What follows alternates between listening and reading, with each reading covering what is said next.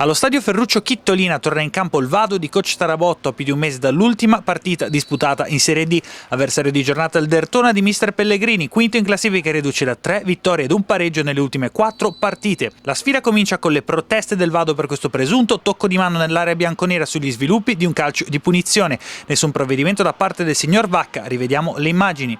Il Dertona pressa in maniera veemente, ma il Vado mette in luce un ottimo giro palla, i cui tempi vengono dettati da un ottimo San Pietro. Al 22esimo la prima occasione rossoblù. Corsini se ne va agilmente sulla sinistra e serve l'ala, il quale calcia a secco e impegna Teti, il quale si allunga e devia in corner. Un corner sul quale lo stesso estremo difensore classe 79 compie un autentico miracolo sul colpo di testa di Taddei. Rivediamo la prodezza del portiere bianconero. Il Vado insiste, al 27esimo Vavassori si inserisce sul primo palo da calcio d'angolo, ma la sua conclusione di collo mancino finisce a lato alla destra di Teti. Ancora rossoblù, 2 giri di lancetta più tardi. Sempre sugli sviluppi di un corner, Gulli si trova sui piedi il pallone del vantaggio, ma la sua conclusione dal cuore dell'area viene sventata da un prodigioso riflesso di Concas, ex Varese Carpi in Serie B, e così il risultato rimane sul pari.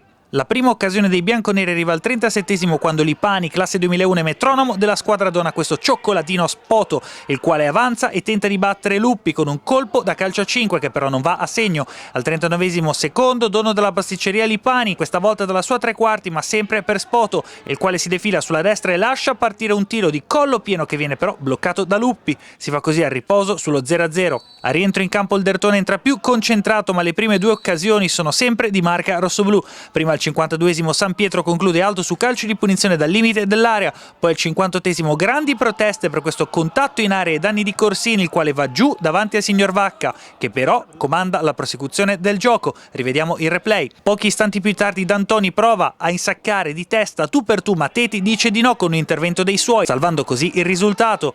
A 17 dalla fine Vavassori in proiezione offensiva a raccogliere di testa un cross dalla destra, ma il portiere bianconero blocca senza problemi.